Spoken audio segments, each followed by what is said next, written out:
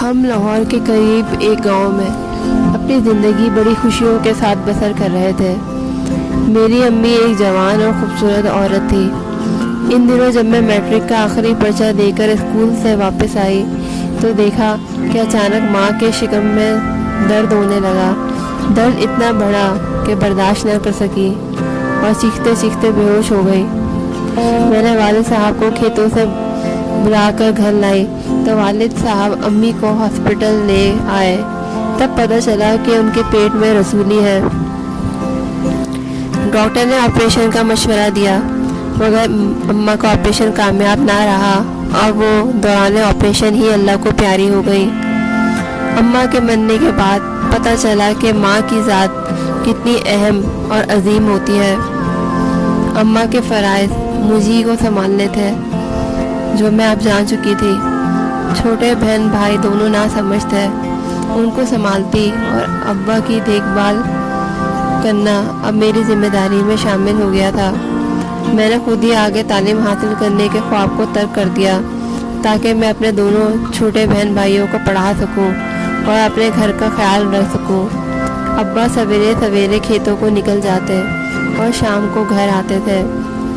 میرے ابا کی بھی زیادہ عمر نہیں تھی، اس لیے رشتہ داروں نے شادی کے لیے بہت کہا مگر سب کو ایک ہی جواب دیتے کہ سوتیلی ماں لا کر اپنی اولاد کے ساتھ ظلم نہیں کرنا چاہتا ہوں، اور میری بیٹی جوان ہو رہی ہے اور اس کی شادی کی عمر ہو گئی ہے، ایسے میں یہ سب ممکن نہیں۔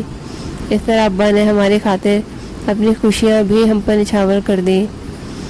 گاؤں میں ہماری چند زمین تھی جس کی اچھی پیداوار تھی۔ اللہ کے کرم سے زندگی اچھی گزر بسر ہو رہی تھی۔ اماں ہم کو چھوڑ کر نہ جاتی تو شاید میں اور تعلیم حاصل کر پاتی۔ پہلے اماں ہی ابا کو کھیتوں میں کھانا دینے جاتی تھی، اب مجھے جانا پڑتا کیونکہ سلمان اور پنکی تو اسکول چلے جاتے تھے۔ ایک روز جب دوپہر کو ابا کو کھیتوں میں کھانا دے کر پلٹی تو سامنے ہی رمضان نظر آیا۔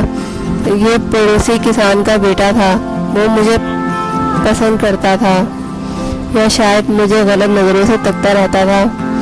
مجھ کو برا تو بہت لگتا تھا مگر میں نظر انداز کر دیتی۔ یہ کبھی بل ڈال کر منہ پھیر لیا کرتی تھی مگر آج تو حد ہی ہو گئی۔ اس نے مجھے کھیت میں اکیلے گھر جاتے ہوئے دیکھ کر مجھے روک کر بات کرنے کی کوشش کی۔ میرے نہ روکنے پر اس نے میرا ہاتھ پکڑ لیا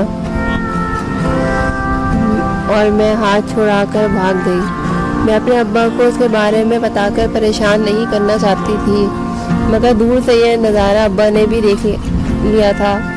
میں اپنی اماں کی طرح بہت خوبصورت تھی اور ابا کو بھی اس بات کا علم تھا کہ گاؤں کے لڑکے مجھے راستے میں تنگ کیا کرتے تھے مگر وہ بات کو بڑھاوا دے کر اپنی بدنامی مول نہیں لینا چاہتے تھے اور نہ میری عزت پر داغ لگانا چاہتے تھے، کیونکہ اگر کسی لڑکی کا نام لڑکوں کے ساتھ آ جائے تو اس کے لیے رشتہ ملنا آسان نہیں ہوتا۔ بس اسی دن سے میری ان کو شادی کی فکر پڑ گئی۔ باپ کی فکر کو میں نے جان لیا تو مزید محتاط ہو گئی۔ میں نے قسم کھا لی کہ اب میں بوڑھے باپ کو کبھی رنجیدہ نہیں کروں گی اور نہ ہی کبھی ان کو دھوکہ دوں گی۔ کبھی صبر، شکر، سمجھداری اور عزت و احترام کے دامن کو ہاتھ سے نہ چھوڑوں گی۔ یہ سوچ کر میں اور زیادہ فرما بردار ہو گئی، والد کی خدمت کرتی اور بوڑھے باپ جو کہتے ان کا حکم بجا لاتی اور گھر سے نکلنا بہت کم کر دیا تھا۔ ابا مجھ سے خوش تھے لیکن میرے رشتے کے لیے بہت پریشان رہتے تھے۔ ایک دن ماموں ممانی ساتھ والے شہر سے ہمارے گھر آئے۔ میری خوبصورتی، چستی اور گھر کو سنبھالنے کا طریقہ ممانی کو بہت پسند آیا۔ انہوں نے اپنے بیٹے حسن کے لیے ابا سے میرا ہاتھ مانگ لیا جو میرا کزن تھا اور میں بھی اس کو بچپن سے پسند کرتی تھی۔ اس مایوس فضا میں گویا خوشی کی ایک لہر سی دوڑ گئی۔ مدت کے بعد گھر کے دروازے پر خوشی نے دستک دی تھی۔ ابا نے جھٹ پٹ منگنی کی تاریخ رکھ دی۔ اگلے ماہ کی 14ویں چاند کی تاریخ طے ہوئی اور پھر ایک ماہ بعد ننیال والوں نے آ کر میرے سر پر چنری ڈال دی۔ ابا کو نہ جانے مجھ کو گھر سے رخصت کرنے کا کیا جنون تھا کہ فوراً بیاہ کے لیے اصرار کرنے لگے۔ ماموں نے کہا کہ ابھی تمہاری بچی کم عمر ہے اور یہاں گھر سنبھالنے والا کوئی نہیں، 2-4 سال اور ٹھہر جاؤ، پنکی ذرا سی بڑی ہو جائے تو عالیہ کو پھر بیاہ دینا، ہم اپنے ہیں، کہیں نہیں جا رہے۔ والد نے کہا کہ بیٹیوں کو بڑھتے ہوئے دیر نہیں لگتی، پنکی بھی 2-4 دن میں بڑی کے برابر ہو جائے گی، بس 5 جماعتیں پڑھ لے گی تو چولہا سنبھالے گی اور عالیہ اپنے گھر کی ہو جائے۔ زندگی کا کیا بھروسہ کہ یہ خوشی دیکھنا نصیب ہو یا نہ ہو، اس لیے میں جلدی کرنا چاہتا ہوں۔ یوں 1 سال کے بعد میری شادی کی تاریخ طے پا گئی، سب بہت خوش تھے۔ شادی کا دن آ گیا اور میں دلہن بن کر حسن کے آنے کا انتظار کرنے لگی۔ میں بہت خوش تھی، میری بچپن کی محبت مجھے آج ملنے والی تھی، مگر کسی نے سچ ہی کہا ہے کہ کشتیاں اکثر کناروں پہ ہی ڈوبا کرتی ہیں۔ بارات تو میرے دروازے تک آئی مگر مجھ کو لے جانے کے لیے نہیں، میری ڈولی کی جگہ میری خوشیوں کا جنازہ اٹھا۔ سارے خاندان والے ماموں اور ممانی کے ساتھ ہمارے گھر یہ اطلاع دینے آئے کہ حسن کسی اور کو پسند کرتا ہے اور وہ شادی کر کے کسی اور کے ساتھ چلا گیا ہے۔ یہ کہنا تھا کہ جیسے آسمان سر پہ ٹوٹ گیا ہو۔ ابا کو اس بات سے بہت صدمہ پہنچا، مگر اب ماتم کے سوا کیا ہو سکتا تھا۔ سب یہ محروس خبر سنا کر چلے گئے اور ہمارے دامن میں صرف غم اور آنسو چھوڑ گئے۔ کچھ دیر پہلے جہاں شہنائیاں بج رہی تھی، اب وہاں ہم لوگوں کی سسکیوں کی آوازیں گونجنے لگی اور میں یہ سوچنے لگی کہ مجھے کس بات کی سزا ملی ہے، آخر میرا کیا قصور ہے۔ میں نے ہمت کا مظاہرہ کیا اور اپنے ابا کو بھی ہمت دی۔ زندگی پھر اس طرح چل پڑی، مگر جو دکھ میں نے دل میں دبا کر زندگی گزار رہی تھی وہ ابا میرے چہرے پر صاف دیکھ لیتے تھے، جو میری مسکراہٹ کے پیچھے تھا۔ حسن اپنے والدین کے ساتھ اپنی محبوبہ سے شادی کر کے ساتھ رہنے لگا اور ماموں ممانی نے بھی اسے معاف کر دیا کیونکہ وہ ان کا بیٹا تھا۔ ایک دن میں ننیال والوں سے ملنے شہر گئی تو میری ملاقات حسن کی بیوی آمنہ سے ہوئی۔ آمنہ بے حد غریب گھر کی لڑکی تھی، بچپن میں وہ باپ کے سائے سے محروم ہو گئی تھی، بہن بھائیوں میں بڑی تھی اور گھر کے معاشی حالات بے حد ابتر تھے، تبھی محکمہ منصوبہ بندی میں سے نوکری کرنی پڑی۔ مجھے بھی آمنہ سے ملنے کا شوق تھا، سوچا کہ دیکھو تو صحیح وہ کیسی لڑکی ہے جس کو حسن نے مجھے ٹھکرا کر پسند کیا۔ وہ سیدھی سادی نیک شریف سی تھی، اپنی ماں کی خدمت کو مقصد حیات سمجھتی تھی۔ مجھ کو اسے مل کر افسوس ہوا کہ بیچاری کتنی مجبور اور دکھی ہے۔ ماموں ممانی اس کے بارے میں پہلے سے جانتے تھے، مگر ماموں ممانی نے اسے بہو بنانے سے انکار کر دیا تھا کیونکہ وہ غیر خاندان سے تھی۔ آمنہ مجھ سے مل کر ندامت محسوس کر رہی تھی، لیکن میں نے اسے سمجھایا کہ شاید میرے ہاتھ میں حسن سے شادی کی لکیر نہیں، یہ تمہارے ہاتھ میں ہے۔ چلو اس کو تو اس کا پیار مل گیا۔ میں اپنے دل میں دکھوں کا سمندر دبائے وہاں سے واپسی پر سارے راستے یہی سوچتی رہی کہ ان سب میں بھلا میرا کیا قصور تھا۔ اگر انہوں نے اسے ابھی قبول کر لیا ہے تو پہلے بھی کر سکتے تھے، میرے اس طرح مذاق بنانے کی کیا ضرورت تھی، لیکن اب ہو بھی کیا سکتا تھا۔ ابا ایک دن اجڑے حالوں گھر کے قریب اپنے دل کے ٹکڑے لیے کنویں پر غمزدہ میری اور اپنی قسمت پر ارد گرد سے بے خبر آنسو بہا رہے تھے کہ ادھر سے ہمارے پڑوسی کسان کے بیٹے رمضان کا گزر ہوا۔ اس نے جو ابا کو یوں بلکتے پایا ٹھہر گیا اور پوچھا، چچا بشیر کیا ہوا ہے جو اس طرح بلک کر رو رہے ہو؟ خیر تو ہے؟ خیر نہیں ہے تب بھی تو رو رہا ہوں۔ حسن بدبخت نے ایک شہری چھوکری کی خاطر میری بیٹی کو چھوڑ دیا ہے، وہ تو خود اپنی زندگی میں خوش ہے اور ہماری خوشیوں کی کو آگ لگا دی ہے۔ وہ ایک شریف النسل لڑکا تھا، وہ مجھے پسند بھی کرتا تھا۔ جب اس نے میرے باپ کو روتے ہوئے پایا تو سوچ میں پڑ گیا کہ کس طرح اس بوڑھے آدمی کا دکھ دور کرے۔ اس نے گھر جا کر احوال اپنے والدین سے کہا اور اصرار کیا کہ چچا بشیر کے پاس جائیں۔ میں ان کی بیٹی کو پسند کرتا ہوں، وہ بہت نیک سیرت اور نیک چلن ہے، تو اس کو ایسی کڑی سزا نہیں ملنی چاہیے۔ والد نے بیٹے کی منشا کو سمجھ لیا، وہ ہمارے گھر آئے اور ابا سے میرا رشتہ مانگ لیا۔ ابا یہ سن کر مرتے مرتے جی اٹھے۔ انہوں نے رشتہ دینے سے انکار نہ کیا، صرف اتنا کہا کہ آپ لوگ 6 ماہ صبر کر لیں، میں اپنی بیٹی کو دینے کے لیے کچھ تیار کر لوں، مگر انہوں نے کچھ بھی دینے سے صاف انکار کر دیا، اور اگلے ماہ ہی میری رمضان سے شادی ہو گئی۔ بیٹی کی شادی پر ابا خوش تھے، مگر میں خوش نہ تھی۔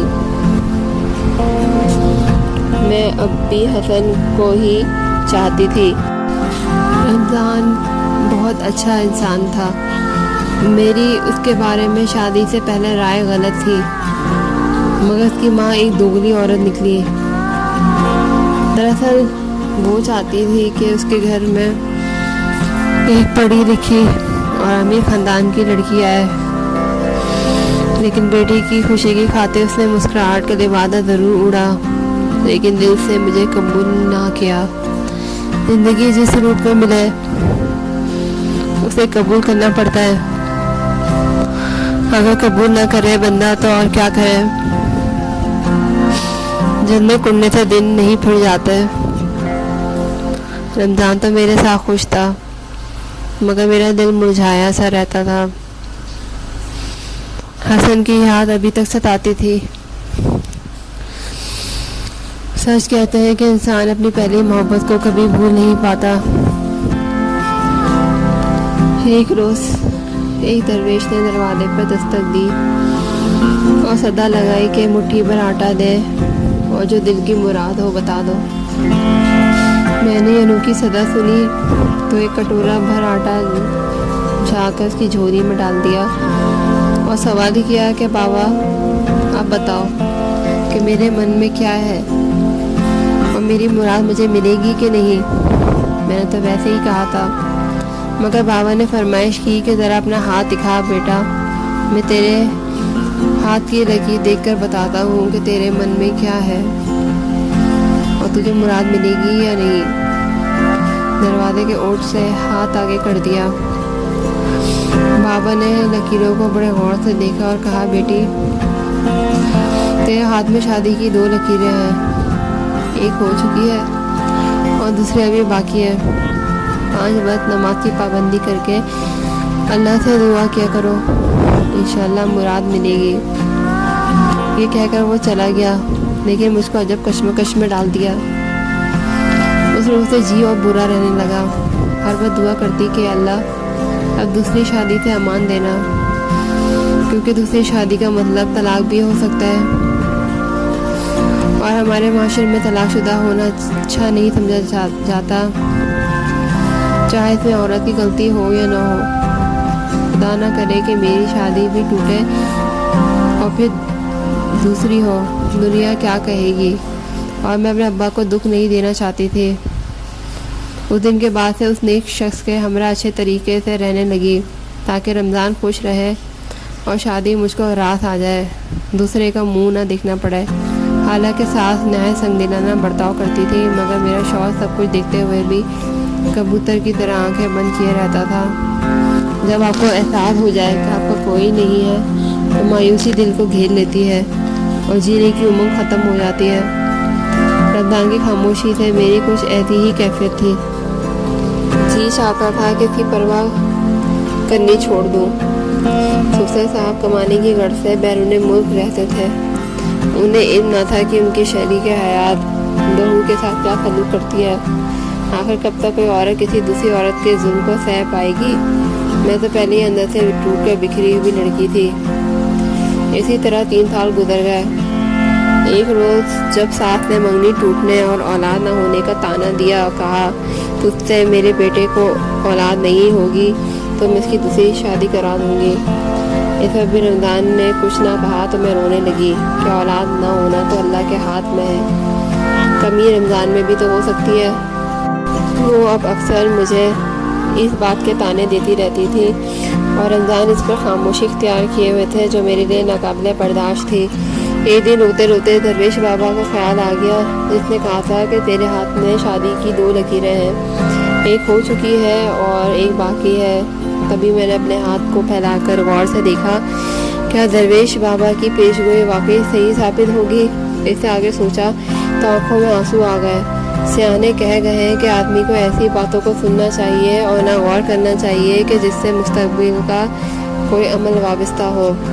तभी तो नजूमियों के पास जाने और उनकी पेशन गोई सुनने को मना किया गया है कि आदमी फिर इन्हीं पेश गोइयों पर यकीन करके अपने और दूसरों के साथ वैसा ही बर्ताव करने लगता है। बिलाखिर मेरी ज़ईफ़ुल एतकादी ने काम कर दिखाया और यकीन हो गया कि बाबा की बात दुरुस्त है, मुझको ज़रूर तलाक होगी। तभी सास के सामने ईंट का जवाब पत्थर से देने की ठान ली। कुछ दिन रमज़ान मेरे इस रवैये पर चुप रहे। आखिर एक रोज़ कह दिया कि तुमको क्या हो गया है आलिया, क्यों इतनी बेलिहाज और बदतमीज़ हो गई हो। मेरी माँ की बुजुर्गी का भी ख्याल नहीं करती हो, उन्हें एक की चार सुना देती हो। उनके सामने भी बोल पड़ी कि आपकी आंखें क्या बंद हैं या दीदे रखते हुए भी अंधे हो गए हैं कि कुछ नज़र नहीं आता कि मेरे साथ क्या करती हैं। हमें मंगनी टूटने और औलाद न होने के ताने देती हैं। वो बोले मुझे सब पता है, लेकिन मैं उनकी बुजुर्गी और मर्तबे का लिहाज करके चुप हो जाता हूँ।